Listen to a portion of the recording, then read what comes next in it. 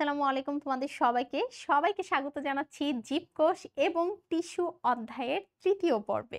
অধ্যায়টার English নাম কিন্তু সবাই মনে রেখো, cells and tissues of organism. তো আমরা গত পর্ব পর্যন্ত সাইটোপ্লাজমীয় অঙ্গাণুতে এন্টার করার আগের অবস্থা পর্যন্ত পড়েছিলাম। মূলত আজকের পর্ব থেকে আমাদের শুরু হচ্ছে সাইটোপ্লাজমীয় অঙ্গাণু।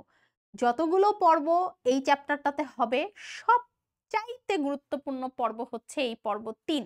কারণ এখান থেকে 100% সৃজনশীল আসলে কমন আসবে এই দুটো টপিক থেকে। এইজন্য এই দুটো টপিক আমি একসাথে রেখেছি এবং বইতেও কিন্তু আসলে এই দুটো টপিক একসাথেই পড়ানো হয়েছে।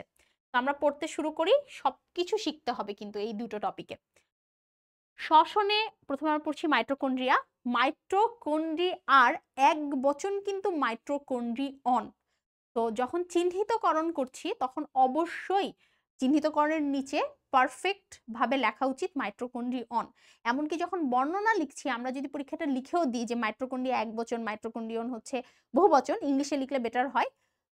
তো এইটাতে তোমার কিন্তু খাতায় অবশ্যই এক্সট্রা ভ্যালু অ্যাড হবে। শ্বসনে অংশগ্রহণকারী এই অঙ্গাণুটি এই পৃথিবীতে দুটো প্রক্রিয়া অনেক বেশি গুরুত্বপূর্ণ। একটা হচ্ছে শ্বসন, আরেকটা হচ্ছে সালোক সংশ্লেষণ। যেই দুটো হচ্ছে একে অপরের পরিপূরক এবং যেই দুটো সম্পর্কে তোমরা চতুর্থ অধ্যায় জীবনী শক্তিতে শিখবে। তো এই শ্বসনের গুরুত্বপূর্ণ অঙ্গাণু হচ্ছে মাইটোকন্ড্রিয়া, বা শ্বসন ঘটে বা রেসপিরেশন ঘটে হচ্ছে মাইটোকন্ড্রিয়াতে। একইভাবে প্লাস্টিডের মধ্যে স্পেশাল টাইপ অফ প্লাস্টিড বা one type of plastid, chloroplast, এটাতে ঘটে সালোক সংশ্লেষণ। পার্থক্য শুধু এটাই যে সালোক সংশ্লেষণ শুধু উদ্ভিদে ঘটার কারণে প্লাস্টিড শুধুমাত্র উদ্ভিদ কোষে থাকে এবং শ্বসন সব জীবে ঘটে। এই কারণে এই পৃথিবীতে কিন্তু সব জীবে শ্বসন ঘটে। তো আমাদের মাইটোকন্ড্রিয়া প্রাণী, উদ্ভিদ, এমনকি আসলে সব জীবেই আসলে থাকে বলা যায়। তবে এখানে একটু মানে হালকা করে উল্লেখ করে দেই। সেটা হচ্ছে আমরা আদিকোষের ওই জায়গাটাতে পড়ে আসছি যে আদিকোষে রাইবোজোম ছাড়া অন্যান্য অঙ্গাণু থাকে না। তো রাইবোজোম কিন্তু মানে যেহেতু থাকছে, অন্যান্য অঙ্গাণু থাকছে না, আদিকোষে কিন্তু মাইটোকন্ড্রিয়া থাকবে না। প্লাস্টিডও থাকবে না। মনের মধ্যে প্রশ্ন উকি-ঝুঁকি দিচ্ছে না? যে তাহলে আদিকোষে শ্বসন কিভাবে হয়? তো এই দায়িত্বটা আমি তোমাদের উপর ছেড়ে দিলাম যে আদিকোষে তাহলে শ্বসন কিভাবে হয় সেটা তোমরা দেখবে। কিন্তু আদিকোষে শ্বসন মাস্ট হয়, এটা অবশ্যই মনে রাখবে। তো আমাদের শ্বসন বা রেসপিরেশনে অংশগ্রহণকারী এই অঙ্গাণুটি 1898, আমার সময়ে, আমার জন্মের সালের ২-১ বছর আগে পিছে এই সময়টা আমার মনে রাখা সহজ হয়েছিল। আমি জানি না তোমরা কিভাবে এটা মনে রাখবা। আ সো ওইভাবে আমি বারবার মনে রাখছি, আমার জন্য ইজি হয়ে গেছে। তোমরা এভাবে মনে রাখতে পারো 898। আর শুরুতে তো অবভিয়াসলি 1 হবে, 2 তো আর হবে না। তো 898 এভাবে মনে রাখতে পারো। এই সালটা পড়ে রাখাটা বেটার হবে। বেন্ডা অবশ্যই নাম পড়তে হবে। এই নামটা অনেকবারই এমসিকিউতে আসছে এবং পরবর্তীতেও কাজে লাগবে। এটা কিন্তু ২ স্তর বিশিষ্ট, প্লাস্টিডও ২ স্তর বিশিষ্ট। আমরা যখন চিত্র আঁকবো তখনই দেখব। আ ২ স্তর বিশিষ্ট বা আবরণী দিয়ে ঝিল্লি দিয়ে ঘেরা। ভেতরের স্তরটি ভেতরের দিকে ভাঁজ হয়ে থাকে। আমরা যদি একটু মাইটোকন্ড্রিয়াকে আঁকার চেষ্টা করি, এটা হচ্ছে বাইরের স্তর এবং ভেতরের স্তর হচ্ছে এই যে ভেতরের দিকে ভাঁজ হয়ে থাকে। সো এটা বহিঃস্তর, এটা অন্তঃস্তর। তো এই যে ভেতরের দিকে যে ভাঁজ হয়ে থাকে, এই ভাঁজগুলোকে, এই যে এই ভাঁজগুলোকে আমরা হচ্ছে ক্রিস্টি বলি। ক্রিস্টির গায়ে বৃন্তযুক্ত গোলাকার বস্তু থাকে, এদেরকে আমরা অক্সিজোম বলি। অক্সিজোম, অক্সিসোম যা ইচ্ছা বলো, সমস্যা নাই। অক্সিজোম হচ্ছে এরকম ডট কিছু জিনিস থাকে, সেটাকে আমরা অক্সিজোম বলি। এবং হচ্ছে আমাদের অক্সিজোম উৎসেচকগুলো মানে এনজাইমগুলো, যে এনজাইমগুলো আমাদের শ্বসনে হেল্প করবে, সেগুলো সাজানো থাকে। মাইটোকন্ড্রিয়নের ভেতরে ম্যাট্রিক্স থাকে, মানে এই অংশগুলো বাদ দিয়ে এখানে তো আরো অনেক কিছু থাকে। এখানে একটা রাইবোজোম থাকে, এখানে একটা রাইবোজোম থাকে। কি ব্যাপার? এটা হয় না কেন? আচ্ছা। এখানে একটা রাইবোজোম থাকে। আ এখানে হচ্ছে অনেকগুলোই রাইবোজোম থাকে। এখানে হচ্ছে একটা ডিএনএ থাকে, গোলাকার একটা ডিএনএ থাকে। এরকম ডট রাইবোজোম আর গোলাকার একটা ডিএনএ থাকে। এখন মজার ব্যাপার হচ্ছে মাইটোকন্ড্রিয়াতে কেন ডিএনএ আর রাইবোজোম থাকবে? এটা তো কোনো কোষ না। এটা তো কোষীয় অঙ্গাণু। এখানেই অনেকগুলো থিওরি, অনেকগুলা বায়োলজির আনসিন রহস্য আসলে চলে আসে যে মাইটোকন্ড্রিয়াতে কেন রাইবোজোম এবং ডিএনএ থাকে। তোমাদের বইতে ইচ্ছা করে রাইবোজোম এবং ডিএনএ মাইটোকন্ড্রিয়াতে কেন থাকে বা থাকে এই প্রসঙ্গটাই আসলে মানে লেখার প্রয়োজন মনে করেনি, কারণ এগুলো মনের মধ্যে বিভিন্ন প্রশ্নের উকিঝুঁকি দিবে। তারপরও আমি এটার হালকা করে একটা ব্যাখ্যা তোমাদেরকে দিব, বইয়ের পরেই একটু লাইন আছে সেটা থেকে। সো এইখানে আমাদের বাদবাকি যে অংশগুলো থাকে এগুলো হচ্ছে আসলে ম্যাট্রিক্স। ম্যাট্রিক্সের বাংলা নামটা হচ্ছে ধাত্র। প্রত্যেকটা অঙ্গাণুতেই বিভিন্ন জিনিসপাতি ছাড়া যে অংশটা পড়ে থাকে, যেরকম কোষে সাইটোপ্লাজমে তো অনেকগুলো অঙ্গাণু আছে, বাট সাইটোপ্লাজমের কিছু অংশতে এমনিও ফাঁকা পড়ে থাকে, অর্ধস্বচ্ছ থকথকে জেলির মতো যে পদার্থটা ফাঁকা পড়ে থাকে, সেইটাই হচ্ছে আসলে কোষীয় অঙ্গাণুর ক্ষেত্রে ধাত্র বা ম্যাট্রিক্স। তাহলে আমরা দেখলাম এখানে আমরা কিছু পয়েন্ট পেলাম। প্রথমে তো আসলে ঝিল্লি এক হচ্ছে, তোমাদের পয়েন্টের 1 নম্বর পয়েন্ট হচ্ছে আসলে ঝিল্লি, ঠিক আছে? এবং এই ঝিল্লি আবার হচ্ছে দুই রকম, বহিঃঝিল্লি অন্তঃঝিল্লি, কারণ যেহেতু আমাদের বলে দিছে ঝিল্লি 2 স্তর বিশিষ্ট। 2 নম্বরে আমাদের পয়েন্টের নাম আসলে হচ্ছে ক্রিস্টি, সবগুলোর ইংলিশ নাম সহ লিখতে হবে, ঝিল্লি মানে মেমব্রেন। 3 নম্বর পয়েন্টের নাম হচ্ছে অক্সিজোম। 4 নম্বর পয়েন্টের নাম হচ্ছে ম্যাট্রিক্স বা ধাত্র। আসলে ধাত্র লিখে মানে জিনিসটা আসলে এমন না, জিনিসটা এমন লেখাটা ভুল, আমি মনে করি জিনিসটা এমন লেখা উচিত যে ধাত্র ব্র্যাকেটে হচ্ছে আমার ম্যাট্রিক্স ইংলিশে। আচ্ছা, আরেকটা জিনিস সেটা হচ্ছে এনজাইম, এটা যদি লিখে দিতে পারো বেটার হয়। তো মনে করো পরীক্ষায় মাইটোকন্ড্রিয়ার গঠন এসেছে, চিত্র আঁকতে বলুক না বলুক আঁকতে হবে। মূলত চিত্রটা যখন আঁকতেছো সেটাই আসলে দেখলে এই বর্ণনাটা হয়ে যায়। তুমি পয়েন্টের নামগুলো মনে রাখলেই কিন্তু হয়ে যাবে। তোমরা অবশ্যই, তোমরা অনেকেই আমাকে রিকোয়েস্ট করতা যে আপু হচ্ছে চিত্র ক্লাসে আঁকাই দেন। আমার কাছে মনে হতো স্মার্ট বোর্ডে চিত্র এঁকে আসলে পারফেক্ট চিত্রটা আঁকাই দেওয়া সম্ভব না। তোমরা অবশ্যই এই প্লেলিস্টটা দেখবা। এই প্লেলিস্টটাতে কিন্তু সবগুলো মানে হচ্ছে সবগুলো চিত্র এঁকে দেওয়া আছে, এবং এই প্লেলিস্টটা আসলে শুরুই হয়েছে হচ্ছে মাইটোকন্ড্রিয়া থেকে। এই প্লেলিস্টটার একদম শুরুর দিকের যে ভিডিওটা আমি দেখাই দিচ্ছি, একদম শুরুর দিকের যে ভিডিওটা সেটা হচ্ছে মাইটোকন্ড্রিয়া, এবং তারপরে যে ভিডিওটা সেটা হচ্ছে ক্লোরোপ্লাস্ট। তো এই দুটোই আজকের ক্লাসের পড়া, এবং এই দুটোই তোমরা হচ্ছে প্লেলিস্ট থেকে অবশ্যই দেখে নিবা। একদম পারফেক্ট চিত্র আঁকার কৌশল। ভাবলে হবে না যে আমি চিত্র আঁকতে পারি, তুমি চিত্র আঁকতে পারলেও তোমার চিত্রতে কিছু ভুল থেকে যাবে, সেই ভুলটা হচ্ছে ধরিয়ে দেওয়ার কাজ আমার। সো সেই কারণেই চিত্রটা হচ্ছে মানে আঁকিয়ে দিয়েছি। আচ্ছা, তো এরপরে আসতেছে যে মাইটোকন্ড্রিয়ার প্রধান কাজ মূলত শ্বসন করা, এবং শ্বসনের যে ধাপ আছে 4টা, গ্লাইকোলাইসিস, অ্যাসিটাইল কোয়ে, কেপস চক্র, ইলেকট্রন ট্রান্সপোর্ট সিস্টেম বা ইলেকট্রন প্রবাহ তন্ত্র, এই 4টা ধাপের মধ্যে প্রথম যে দুটো ধাপ আছে মানে গ্লাইকোলাইসিসের বিক্রিয়াগুলো ঘটবে না, সো মাইটোকন্ড্রিয়ায় ঘটে না। তবে দ্বিতীয় এবং অত্যন্ত গুরুত্বপূর্ণ ধাপ ক্রেবস চক্রের বিক্রিয়াগুলো এই অঙ্গাণুর মধ্যেই সম্পন্ন হয়। ক্রেবস চক্রে অংশগ্রহণকারী সব উৎসেচক এতে উপস্থিত থাকে, মানে সব ধরনের এনজাইম, এই বিক্রিয়াগুলো মাইটোকন্ড্রিয়াতেই সম্পন্ন হয়। তো ক্রেবস চক্রে সবচেয়ে বেশি শক্তি উৎপন্ন হয়, এই কারণে মাইটোকন্ড্রিয়াকে কোষের শক্তি উৎপাদন কেন্দ্র বা ইংলিশে লিখবা পাওয়ার হাউস অফ সেল বলা হয়।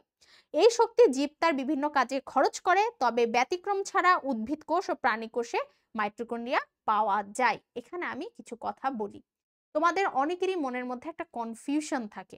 গ্লাইকোলাইসিস তো আসলে সাইটোপ্লাজমে হয়, ক্রেবস চক্র মাইটোকন্ড্রিয়াতে হয়, ইলেকট্রন ট্রান্সপোর্ট সিস্টেম আসলে ধরা যায় মাইটোকন্ড্রিয়াতেই হয়, অ্যাসিটাইল কোয়েটা কোথায় হয়?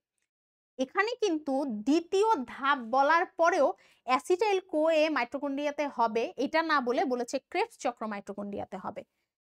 তোমাদের অ্যাসিটাইল কোয়ে এটা একটা হচ্ছে ট্রানজিশন পিরিয়ড, এবং এটা এতটাই ছোট যে এই পিরিয়ডটাতে মূলত এইখানকার জিনিসগুলো আসলে সাইটোপ্লাজম থেকে মাইটোকন্ড্রিয়া ট্রান্সফার হয়, that's why it is a transition period.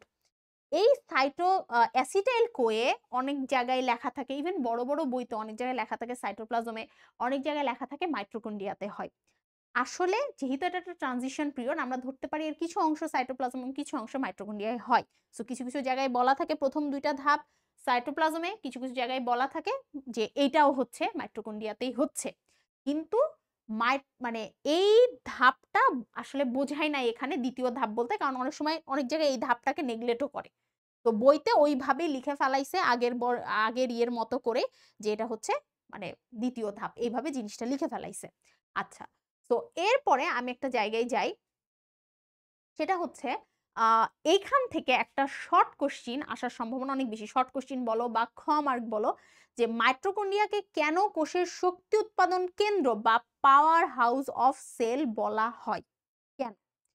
এই প্রশ্নটা আসলে ১ম এ অবশ্যই মাইটোকন্ড্রিয়া সম্পর্কে কিছু কথা লিখতে হবে, যে কিছু ব্যতিক্রম ছাড়া সকল উদ্ভিদ কোষ এবং প্রাণী কোষে মাইটোকন্ড্রিয়া পাওয়া যায়, যা শ্বসনে অত্যন্ত গুরুত্বপূর্ণ একটা অঙ্গাণু, এবং একে কোষের শক্তি উৎপাদন কেন্দ্র বা পাওয়ার হাউস অফ সেল ইংলিশে ব্র্যাকেট করে বলা হয়। কারণ ২ টা পয়েন্ট আসবে। ১ম পয়েন্টে আসবে যে শ্বসনের কোন, কোন ধাপ আছে এবং তার মধ্যে কোন ধাপটা মাইটোকন্ড্রিয়াতে হয়। এবং ২য় পয়েন্টে আসবে যে শ্বসনের এই যে যেই ধাপটা ক্রেবস চক্র যে মাইটোকন্ড্রিয়াতে হচ্ছে, এটা হওয়ার কারণ কি? কারণ ক্রেবস চক্রে অনেক বিক্রিয়া হয়, অনেক বড় একটা ক্রেবস চক্র, সেটাতে অনেক বিক্রিয়া হয়। এই বিক্রিয়ার জন্য প্রয়োজনীয় সকল এনজাইম আমাদের মাইটোকন্ড্রিয়াতে পাওয়া যায়। তো এই কারণে আমাদের হচ্ছে মাইটোকন্ড্রিয়াকে এই কথাটা বলা হচ্ছে। ঠিক আছে? তো লেখার প্যাটার্নটা কিন্তু সবাই একটু খেয়াল করবা, মাস্ট। আচ্ছা। প্রাককেন্দ্রিক মানে কি? আমাদের হচ্ছে আদিকোষ, একটু আগে যে কনসেপ্টটা আমি বলেছি, সেটাতে মাইটোকন্ড্রিয়া থাকে না। এমনকি কিছু সুকেন্দ্রিক কোষ, অনেকের থাকে না চুলকানি, সুকেন্দ্রিক হইছে, তারপরেও আদিকেন্দ্রিকের মতো বৈশিষ্ট্য। এটা প্রত্যেকেরই মানে প্রত্যেকটা জীবের ক্ষেত্রেই হয়, যে যেমন ধাতু, অধাতু, মাঝখানে একটা অপধাতু, উপধাতু আছে না? যার বৈশিষ্ট্য অধাতু, অ অ ধাতুর মতো। প্রত্যেকটা জায়গায়, জীববিজ্ঞানের প্রতিটা জায়গায় এই ঘটনা ঘটে। মানে জীববিজ্ঞান এবং কেমিস্ট্রিতে প্রতিটা জায়গায় ট্রানজিশনের মাঝের পিরিয়ডটাতে ওরা ২ রুলস ফলো করে। ওরা কিন্তু সুকেন্দ্রিক, তার মানে ওদের নিউক্লিয়াসটা পারফেক্ট, বাট ওদের হচ্ছে মাইটোকন্ড্রিয়া থাকে না। উদাহরণটা পড়ে ফেলতে হবে। ট্রাইকোমোনাস, মোনো আ সেরকোমোনোইডেস। এটা আমার একটু কম পড়া হইছে। এইজন্য আমার মুখ দিয়েও এটা বেরোচ্ছে না। ট্রাইকোমোনাস অনেক পড়া হইছে জীবনে। তো ইত্যাদি প্রোটোজোয়াতে, এগুলো বিভিন্ন প্রোটোজোয়ার নাম। আমি যেহেতু হচ্ছে মাইক্রোবায়োলজি কম পড়ছি, বোটানি বেশি পড়ছি। তো ট্রাইকোমোনাসটা আমার জন্য বেশি পড়া হইছে। যদিও ট্রাইকোমোনাসও হচ্ছে মাইক্রোবায়োলজিতে পড়ানো হইছিল। এই দুটো নাম মোটামুটি পড়লেই হবে এমসিকিউর জন্য। এত বেশি মুখস্থ করতে হবে না। তাহলে এখন এই যেই কথাটা বলবো, এই কথাটা এখন ইম্পোর্টেন্ট, যে কেন মাইটোকন্ড্রিয়া এবং প্লাস্টিডে আমাদের হচ্ছে রাইবোজোম এবং ডিএনএ পাওয়া গেছিল।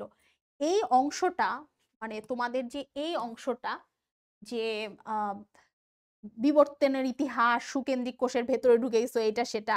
তারপর থেকে সেটি হচ্ছে কোষের স্থায়ী বাসিন্দা হয়ে গেছে। এমন কি কোনো কিছু? তাহলে এখানে বলতেছে যে একসময় সুকেন্দ্রিক কোষের ভেতরে মাইটোকন্ড্রিয়া ঢুকে পড়েছিল। ঠিক আছে? আচ্ছা, এইটা একটা হচ্ছে থিওরি আছে। যেই থিওরিটা হচ্ছে আমাদেরকে পড়ানো হইছে। এইটা আসলে মানে থিওরিটা বেশ প্রচলিত কিন্তু, হ্যাঁ? এই যে একটা হচ্ছে আ আ আমাদের হচ্ছে প্রোক্যারিওট, মানে একটা অর্গানিজম বলতে পারো। ওর অনেক খিদা পেয়েছিল এবং ওই খিদা পাওয়ার সময় ও হচ্ছে, আমাদের বলা হয় যে ও একটা আদিকোষীকে খাইছিল। ওই আদিকোষীকে যে ও খাইছে, ওই খাওয়ার সময় ও আদিকোষীটাকে ডাইজেস্ট বা হজম না করে ওর বডিতে রেখে দিছিল। এবং আদিকোষীটা অনেক হ্যাপি ছিল, কারণ ও একটা শেল্টার পাইছিল। তো এরকম বিভিন্ন কনসেপ্ট আছে যে কেন ও আসলে বডির মধ্যে রেখে দিছিল। আমরা এত ডিটেইলস এ যাব না। 9-10 এর জন্য এত ডিটেইলস প্রয়োজনীয় নাই। বিশেষ করে একাডেমিক ক্লাসগুলাতে।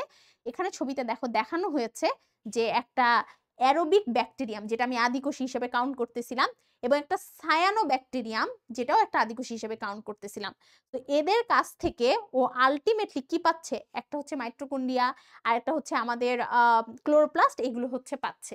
তো এই জিনিস দুটোতে মানে যখন ঢুকছিল, যেহেতু প্রকৃত কোষে আমাদের রাইবোজোম এবং হচ্ছে আমাদের ডিএনএ আছে, ওইটা ওইখানে ট্রানজিশন পিরিয়ডে চলে গেছে। এবং ওই জিনিসটা ট্রানজিশন হতে একসময় মাইটোকন্ড্রিয়া এবং প্লাস্টিড তৈরি হইছে। ঘটনাটা আরো বেশি ডিটেইলস, বাট আমি একদম সহজে বুঝালাম যে এইরকম ভাবে চিন্তা করা হয়।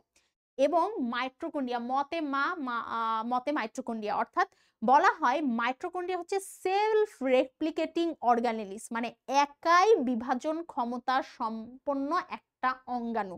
ঠিক আছে? ও একা একাই বিভাজন হইতে পারে। কেন? কারণ ওর ডিএনএ আছে। যার ডিএনএ আছে যেরকম কোষ একাই বিভাজিত হইতে পারে। এরকম মাইটোকন্ড্রিয়াও। ঠিক আছে? আমরা বেশি কথা বলব না এগুলা নিয়ে। এই এই আ ক্লাস 9-10 এ আমি এত বেশি কথা বলা পছন্দ করি না। ঠিক আছে? আচ্ছা এবার আমরা চলে যাই প্লাস্টিডের কাছে। আমরা জানি যে প্লাস্টিড হচ্ছে উদ্ভিদ কোষের একটা বৈশিষ্ট্য। এটা প্রাণী কোষে আমরা পাবো না। প্লাস্টিডের প্রধান কাজ হচ্ছে খাদ্য প্রস্তুত করা, খাদ্য সঞ্চয় করা, উদ্ভিদ দেহকে বর্ণময় আকর্ষণীয় করে তোলা। আমাদের প্রথম লাইনটা এটা দরকার নাই। আমরা পরে এগুলো পেয়ে যাব। ৩ রকমের প্লাস্টিড আছে। একটা হচ্ছে ক্লোরোপ্লাস্ট যেটা হচ্ছে সবুজ, একটা হচ্ছে ক্রোমোপ্লাস্ট যেটা হচ্ছে ক্রোমোজোম এর নাম ক্রোমোজোম কেন? কারণ ক্রোমোজোম রং ধরতে পারে। অর্থাৎ ক্রোমা মানে হচ্ছে রং এবং জোম মানে হচ্ছে বডি ছিল। তো ক্রোমোজোম ক্রোমোপ্লাস্ট দ্যাট মিন্স যে হচ্ছে রঙিন। সবুজ ব্যতীত অন্য যে কোনো রং যার আছে। এবং লিউকোপ্লাস্ট হচ্ছে যার রং নাই, যেরকম লিউকোসাইট মানে হচ্ছে হোয়াইট ব্লাড কর্পাসেলস বা শ্বেত রক্তকণিকা যেটার হচ্ছে কোনো ধরনের কালার নাই। সো লিউকো মানে হচ্ছে কি বর্ণহীন। আচ্ছা, আমরা একটু খেয়াল করব ক্লোরোপ্লাস্টের যে সংজ্ঞাটা মানে যে বর্ণনাটা এটা কিন্তু বইতে খুব অল্প করে দেওয়া আছে। এখানে একটু স্ট্রোমা লেখা আছে, একটু গ্রানা লেখা আছে, আর হচ্ছে সবুজ রঙের ক্লোরোপ্লাস্টকে মানে প্লাস্টিককে ক্লোরোপ্লাস্ট বলে এটা। তোমরা জানো যে ক্লোরোপ্লাস্টে যেহেতু সালোক সংশ্লেষণ হয়, তো সালোক সংশ্লেষণের যা কাজ ক্লোরোপ্লাস্টেরও তাই কাজ। সালোক সংশ্লেষণ কাজ খাবার তৈরি করা, এরও কাজ খাবার তৈরি করা। সালোক সংশ্লেষণ কাজ আলোক শক্তিকে রাসায়নিক শক্তিতে কনভার্ট করা, এরও কাজ সেটা। তো এই কাজগুলো ও করে রাখবে। আমরা একটু মানে বিস্তারিত বর্ণনাতে যাব। আমরা প্রথম যে পয়েন্টটার নাম লিখব সেটা লিখব আসলে হচ্ছে ঝিল্লি। তো ঝিল্লি আমরা দেখব হচ্ছে ২ রকম। তো আমরা ওইটার ১ নম্বর বর্ণনাতে আমরা যে ঝিল্লি লিখব, ঝিল্লি অবশ্যই কিন্তু ব্র্যাকেটে ইংলিশ সহ লিখতে হবে membrane. Outer layer, inner layer, দুটো লেয়ার থাকে। এরপরে আমরা একটু খেয়াল করব এই যে ম্যাট্রিক্স একটু আগে পড়ায় আনছি ধাত্র বা ম্যাট্রিক্স, এটা কমন, খুবই কমন, সব জায়গায় থাকবে। একদম সহজে আমরা বুঝবো যে আমাদের একটা ল্যামেলাম থাকে, একটা সরি ল্যামেলাম না, আমি ভুলে বলে ফেলছি এটা দেখে, গ্রানাম চক্র বা থাইল্যাকয়েড থাকে। হ্যাঁ, আমাদের একটা হচ্ছে থাইল্যাকয়েড থাকে। এই যে একটা চাকতির মতো জিনিস, এটা হচ্ছে থাইল্যাকয়েড। এই অনেকগুলো থাইল্যাকয়েড যখন একসাথে হয় তখন সেটাকে আমরা গ্রানাম বলি। গ্রানাম হচ্ছে সিঙ্গুলার। তাহলে একটা চাকা হচ্ছে থাইল্যাকয়েড। মূলত এই থাইল্যাকয়েডেই সালোক সংশ্লেষণটা হয়। একটা চাকা হচ্ছে থাইল্যাকয়েড, অনেকগুলো চাকা হচ্ছে আমার একসাথে হলে এটা গ্রানাম। এটা কিন্তু একটা গ্রানাম। ঠিক আছে? এখানে যখন একটা চিহ্নিত করছে এটার নাম গ্রানাম, এটার নাম গ্রানা না। অনেকগুলো এই যে এটা একসাথে হচ্ছে গ্রানা। মানে অনেকগুলো একসাথে ধরলে, একের বেশি ধরলে সেটা গ্রানা। আচ্ছা, এই যে একটা গ্রানা থেকে আরেকটা গ্রানা বা একটা গ্রানাম থেকে আরেকটা গ্রানাম যে একটা লাইন দিয়ে আটকে আছে, এর নাম হচ্ছে গ্রানাম ল্যামেলাম। গ্রানার সাথে আরেকটা গ্রানাম লেগে আছে একটা লাইন দিয়ে, তাহলে ওর নাম কি হবে? গ্রানাম ল্যামেলাম। ল্যামেলাম মানে টিউব, এভাবে ধরতে পারি। এবং এখানে একটা আছে স্ট্রোমা ল্যামেলাম। স্ট্রোমা ল্যামেলাম কি? এই যে আমাদের যেই ম্যাট্রিক্সটা, এটা আসলে স্ট্রোমা। মানে আমরা যদি চিন্তা করি ইন কেস অফ ক্লোরোপ্লাস্ট, ক্লোরোপ্লাস্টের ম্যাট্রিক্সের একটা স্পেশাল নাম আছে। সেই নামটা হচ্ছে স্ট্রোমা। এই স্ট্রোমাটা মানে এই ল্যামেলামটা যখন ম্যাট্রিক্সের সাথে একদম আটকে থাকে, আমি তো আর দেখাতে পাচ্ছি না, এটা ম্যাট্রিক্স হলে এটা সেই ল্যামেলাম হলে এটা এটার সাথে আটকে থাকবে, তখন সেটাকে স্ট্রোমা ল্যামেলাম বলে। আমরা বলতে পারি স্ট্রোমা ল্যামেলাম আর গ্রানাম ল্যামেলাম অলমোস্ট একই জিনিস। তো তোমাদের এত কঠিন জিনিস বোঝার টাইম আসে নাই, তোমাদের বইতে জাস্ট টার্মগুলো ছিল দেখে আমি ক্লিয়ার করছি। আমরা যদি বর্ণনা আসে সুন্দর করে ঝিল্লি লিখব। ২ নম্বরে হচ্ছে গ্রানাম লিখব, যে একটা একটা যে চাকা থাকে সেগুলো হচ্ছে মানে ল্যামেলাম লিখব। মানে গ্রানাম ল্যামেল শিট, আমি এটা আবারও এখানে দেখে বলে ফেলাইছি, আই এম সরি। সেটা হচ্ছে গ্রানাম চক্র বা থাইল্যাকয়েড। তোমরা কিন্তু আমার মতো ভুল করো না, বুঝছো? আচ্ছা, এই যে সেই হচ্ছে অনেক সময় কিছু কিছু জিনিস মাথার মধ্যে ঢুকে গেলে ওইটার বের হয় না, বুঝছো? ওইটা যে মাথার মধ্যে ফোকাসড হইছে ওইটাই বারবার ফোকাস হচ্ছে।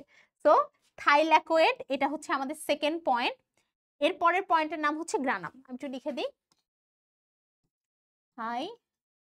থাইল্যাকয়েড, এবং এর পয়েন্টের নাম হচ্ছে আমাদের গ্রানাম। ঠিক আছে? আচ্ছা, তো ৪ নম্বর পয়েন্টের নাম হবে হচ্ছে আমাদের স্ট্রোমা কি? স্ট্রোমাটাই হচ্ছে আমার একটা ম্যাট্রিক্স, ধাত্র পদার্থ স্ট্রোমা। এবং 5 নম্বর পয়েন্টের নাম হবে গ্রানাম ল্যামেলাম। তুমি শুধু গ্রানাম ল্যামেলামটাই লিখবা, যে দুটো গ্রানাম একসাথে যখন একটা টিউব দিয়ে আটকে থাকে তখন সেটাকে গ্রানাম ল্যামেলাম বলে। এই ক্লোরোপ্লাস্ট এবং মাইটোকন্ড্রিয়া সুন্দর করে চিত্র আঁকা শিখে ফেলবা। বর্ণনাতে এগুলোর নাম লিখবা, ইংলিশ টার্ম উল্লেখ করবা, টিচার ওইটা দেখেই মার্ক দিয়ে দিবে। তোমাকে একটুও কনসার্ন হতে হবে না যে তুমি ভেতরে কি লিখতেছো। ভেতরে জাস্ট অল্প অল্প করে কিছু লাইন লিখবা, সৃজনশীলের উদ্দীপকের সাথে প্রাসঙ্গিকতা বর্ণনা করে ফেলবা। ঠিক আছে? আচ্ছা, পিকচার আবি বাকি হে, যেখান থেকে আসলে কি প্যাটার্নে সৃজনশীল আসে সেটা আর একটু পরে বলবো। তো এরপরে এখানে আরো কিছু সালোক সংশ্লেষণে এক্সটেন্ডেড ভার্সন বলেছে, যে কার্বন ডাই অক্সাইড গ্রহণ করা, শর্করা করা, ক্লোরোফিল থাকে তাই সবুজ দেখায়, এতে ক্যারোটিনয়েড ধরনের একজনের রঞ্জক পদার্থ থাকে। এটা আমি একটু ক্লিয়ার করি। ক্লোরোপ্লাস্টে ক্লোরোফিল নামক একটা রঞ্জক পদার্থ থাকে, যেটার কারণে এদেরকে সবুজ দেখায়।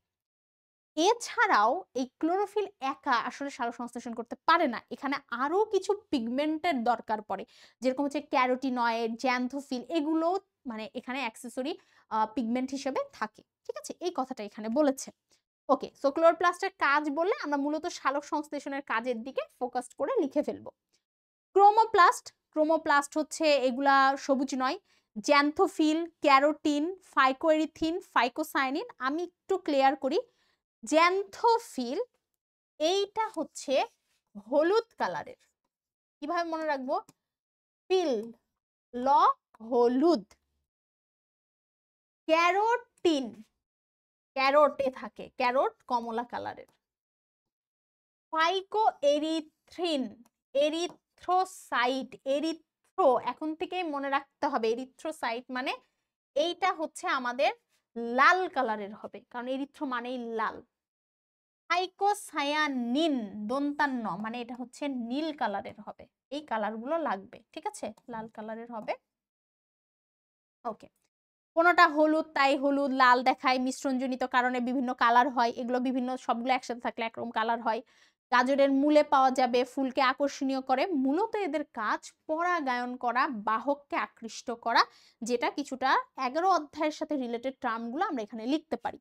এরা বিভিন্ন ধরনের রঞ্জক পদার্থ সংশ্লেষণ করে নিজেদের মধ্যে জমা রাখে, মূলত এরা পরাগায়নেই হেল্প করে। আর পরাগায়নের গুরুত্ব যা যা এইখানে গুরুত্ব তা তা, অর্থাৎ ক্লোরোপ্লাস্টের গুরুত্ব মানে সালোক সংশ্লেষণের গুরুত্ব, ক্রোমোপ্লাস্টের গুরুত্ব মানে পরাগায়নের গুরুত্ব।